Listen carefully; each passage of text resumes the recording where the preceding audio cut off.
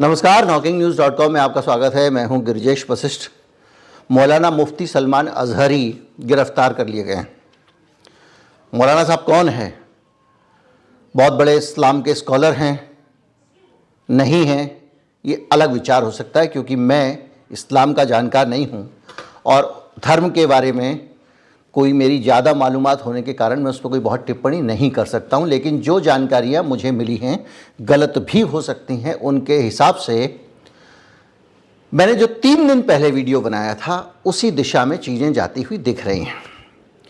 मैंने वीडियो का थंबनेल दिया था कि मुसलमान सावधान रहें 3 महीने के लिए, क्योंकि इस देश में बहाने ढूंढे जाएंगे हिंदू मुसलमान का नैरेटिव क्रिएट करने के, और इस तरह के बहानों से जब जब मसले, राजनीतिक मसले बनेंगे, चीज़ें बड़ी होंगी, तो उनको चुनाव में भुनाया जाएगा। वही सिलसिला चल रहा है। मैं सीधे मौलाना अजहरी को क्लीन चिट नहीं दे रहा हूं, लेकिन जो चीज़ें दिख रही हैं वो इस तरफ साफ साफ इशारा कर रही हैं कि ये एक अलग तरह का नैरेटिव गढ़ने की कोशिश होगी। आप हो सकता है कहें मैं बेकसूर हूँ, आप हो सकता है कहें कि कसूरवार हूँ। मौलाना ने भी कहा है कि मैं अपराधी नहीं हूँ, और उनके ऊपर भड़काऊ भाषण का आरोप लगा सारा मीडिया भड़काऊ भड़काऊ भड़काऊ भड़काऊ। और जैसे इंटरनेशनल मीडिया अब ईरान बैक्ड इस शब्द का इस्तेमाल कर रहा है, जहाँ पे भी मिसाइल गिराता है, कुछ गिराता है, ताकि अमेरिका को, या अमेरिका ईरान पे हमला कर रहा है, ये बात फैलाई जा सके, दिमाग में डाली जाए। लेकिन मौलाना का भाषण क्या भड़काऊ है, इसको जानने से पहले आपको थोड़ा मौलाना के बैकग्राउंड में जाना पड़ेगा। वो पहले क्या करते रहे, उसके बाद इस वीडियो को समझने में आपको आसानी होगी।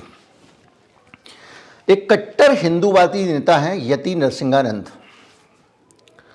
आप जानते हैं कि वो एक कुछ धर्म संसद नाम से कुछ हुआ था या कुछ और हुआ था, वहाँ पे किस तरह के भड़काऊ बयान, आग लगाऊ बयान, धार्मिक भावनाओं को भड़काने वाले बयान दिए गए थे, और उसमें वो मुख्य अगुआ थे।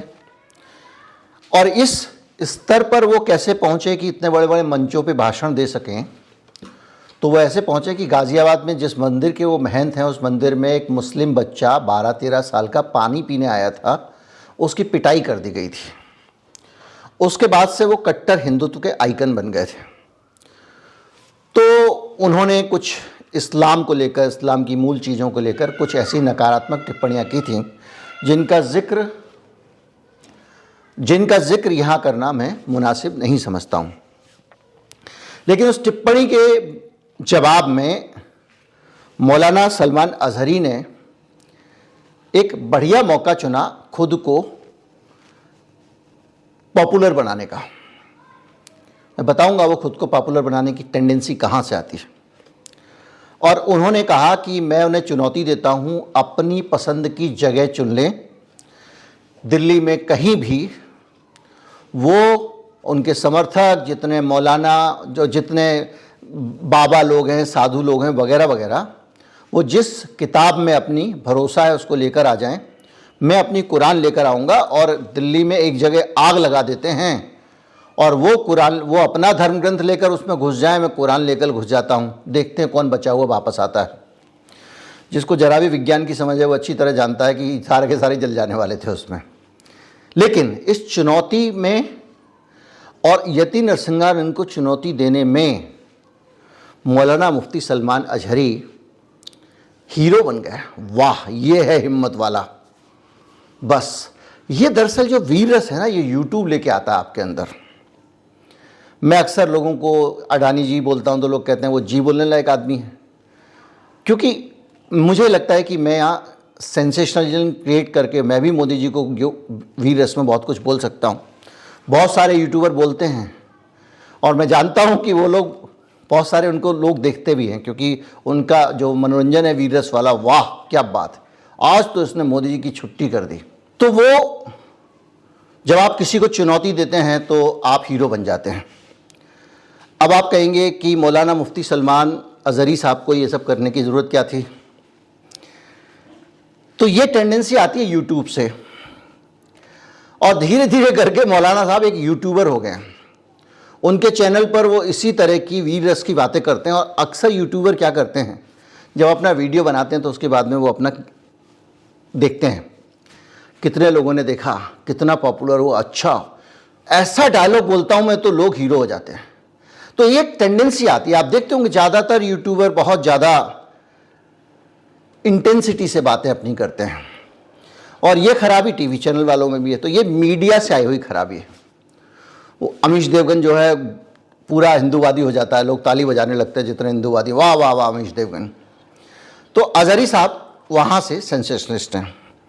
अब हुआ ये कि मुझे किसी ने बताया कि पहले की मस्जिद थी मुंबई की, कोई नामी मस्जिद है, नाम को लेकर मैं श्योर नहीं हूँ इसलिए उसका जिक्र नहीं करूँगा, वहाँ पे रहा करते थे। लेकिन वहाँ से इनको हाथ जोड़ के कहा गया कि बॉस आप थोड़ा दूरी बना लीजिए, क्योंकि आप जोश में रहते हैं और जोश में रहने के कारण ये मस्जिद जो है ये खतरा पैदा हो गया है। तो जब आप बात करेंगे तो आप कहेंगे क्या वो इसी तरह की बातें करते थे जैसे यति नरसिंहानंद को उन्होंने चुनौती दी थी? नहीं, ये उनके करियर में एक ब्रेक थ्रू था। उनके भाषण अगर आप पुराने निकालेंगे तो उन भाषणों में कोई बहुत ज़्यादा एंटी हिंदू सेंटीमेंट नहीं होता है। उनके भाषणों में कोई बहुत ज़्यादा भड़काने वाली बात नहीं होती है।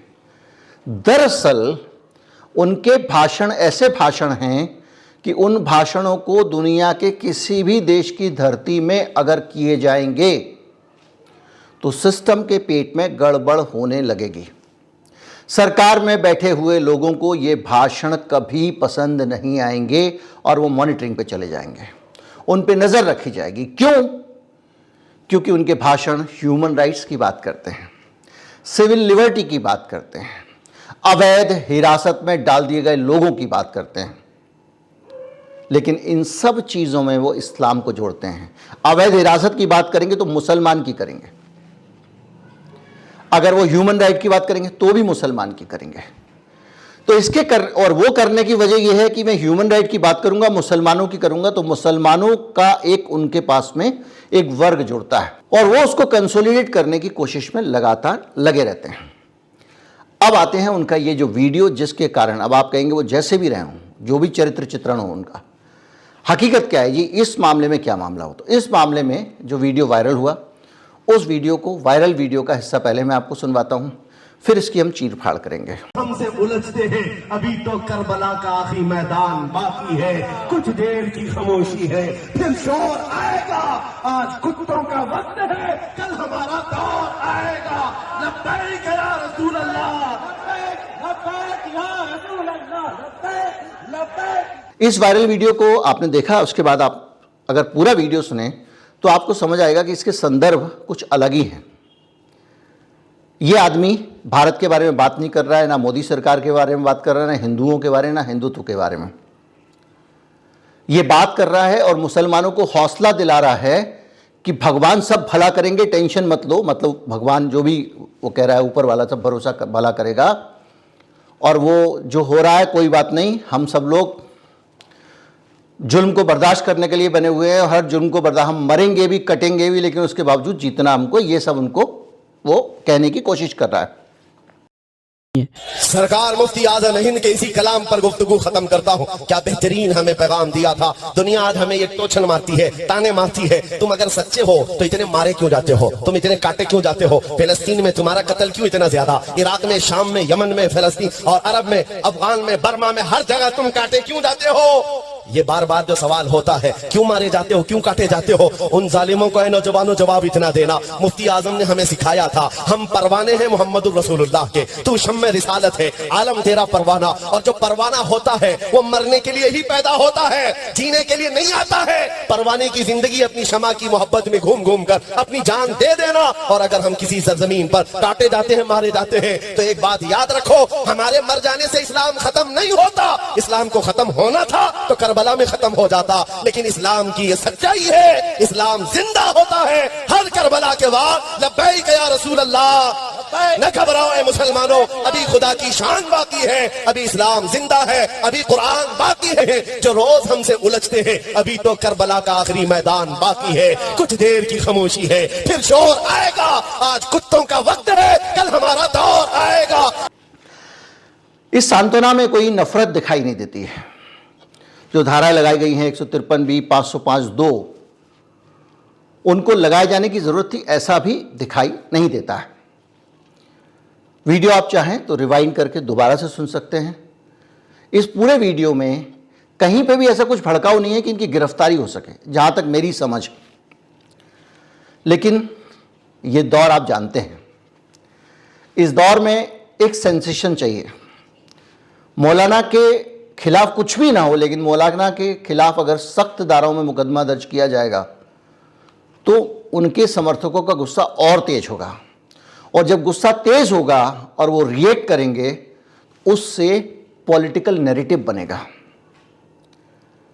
थाने को घेर लिया लोगों ने, मौलाना को खुद माइक्रोफोन पकड़कर अपील करनी पड़ी। सुन लीजिए। और आपकी मोहब्बत का शुक्रिया। आप अगर मुझसे मोहब्बत करते हैं, हाथ उठा करके बताएं मोहब्बत करते हैं, तो रोड खाली कर दीजिए। बस रोड खाली कर दे, पुलिस के लिए मसला ना होगा। हाँ, बड़े प्यार से अल्हम्दुलिल्लाह।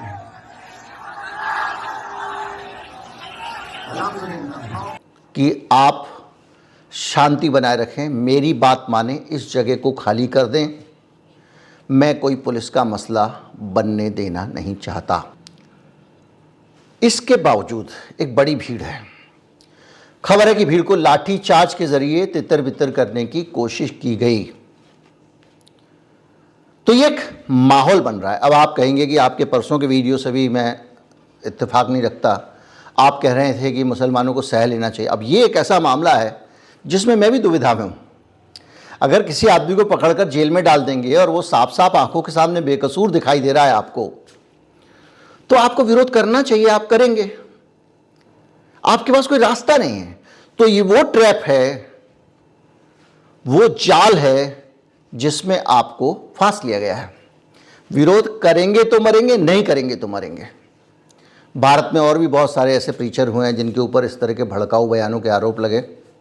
उनकी गिरफ्तारी की नौबत आई, वो देश छोड़ के ही चले गए, लौटे ही नहीं। उनको अभी एक आम धारणा है कि वो बहुत भड़काऊ भाषण देते थे। और हुआ ये था कि बांग्लादेश में एक ब्लास्ट हुआ था, और जिस संस्थान में जो ब्लास्ट हुआ था और जो लोग पकड़े गए थे, उनके पास से उन मौलाना साहब की वीडियो मिली थी, और उसके आधार पर ये धारणा बनी थी कि मौलाना साहब की वीडियो से ये प्रभावित होकर उन्होंने ब्लास्ट किया। बाद में कुछ दिन बाद ही जांच में सामने आ गया कि मौलाना साहब की वीडियो के कारण उन्होंने ऐसा नहीं किया था। वो सुनते थे, ऐसे बहुत सारे लोगों को सुनते हैं, लेकिन मौलाना साहब को तो ऐसा लपेटा गया कि उनको भागना पड़ा। क्योंकि जितना ज़्यादा मौलाना साहब लपेटे जाते हिंदुओं के अंदर।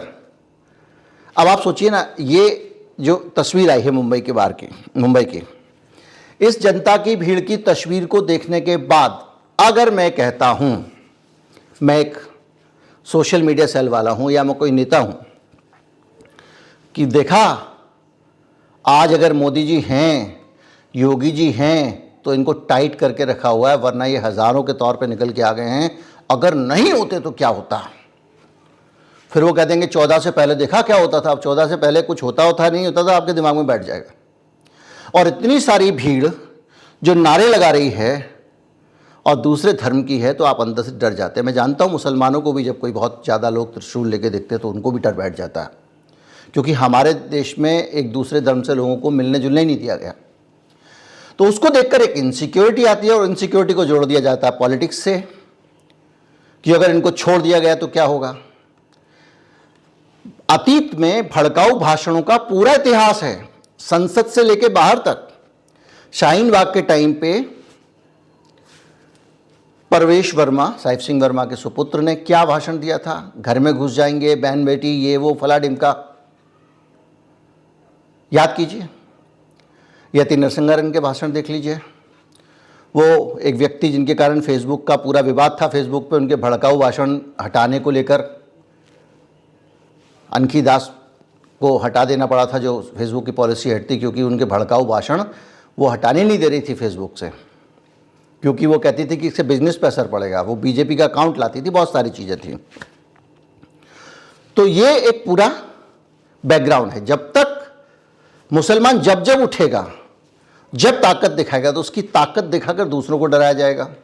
देख लिया उत्तर प्रदेश के चुनाव मुझे याद है, मुझे जो लोग मिले उन लोगों ने यही कहा, देखो भाई ऐसा, बाकी सब तो सही है, लेकिन अगर योगी जी हार गए तो ये जितना बीजेपी वालों ने किया है ना, इसका मुसलमान बदला लेंगे।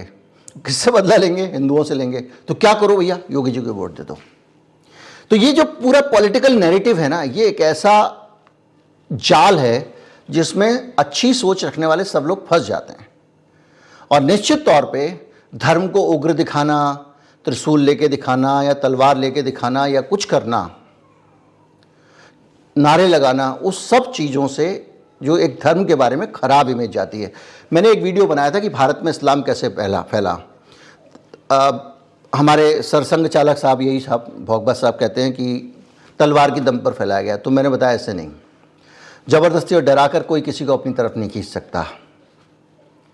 फिर मैंने बताया कि किस तरह मोहम्मद साहब के दौर में ही, मेरा वो वीडियो आपको मिल जाएगा, भारत में मस्जिदें हुआ करती थी। उस दौर में भी इस्लाम मिडिल ईस्ट से आया, सूफियों के साथ आया, और सूफियों ने जो एक अच्छी तस्वीर इस्लाम की पेश की, जिसमें दलित को भी वो आओ बैठो, कव्वाली गाओ, गाना गाओ, खाना साथ में बैठकर खाओ, एक ही कालीन पे बैठो, जो संदेश गया, उसके कारण बड़ी संख्या में लोग जुटे। तो अगर किसी भी धर्म की उग्र छवि है तो उससे लोग डरते हैं, और डरते तो दूसरे धर्म को पैट्रोनाइज करने में मदद मिलती है। अब मौलाना साहब के जो बयान आ रहे हैं इस दौर में, अभी वाले की बात नहीं कर रहा हूँ, यति नरसिंहानंद वाले की बात कर रहा हूँ। आप कुछ नहीं कर रहे थे, यति नरसिंहानंद को मजबूत कर रहे थे। जिसको कोई नहीं पूछ रहा था उससे आप लड़ने पहुँच गए थे, सेंटर स्टेज पे ले आए थे आप उसको।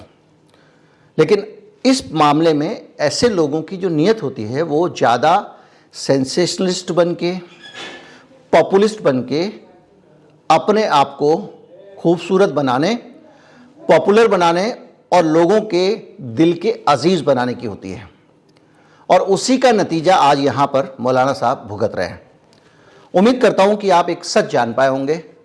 उम्मीद करता हूँ कि ये वीडियो अच्छा लगा होगा। ज़्यादा से ज़्यादा लोगों तक पहुँचाएं, लाइक करें, सब्सक्राइब करें। नमस्कार, जय हिंद।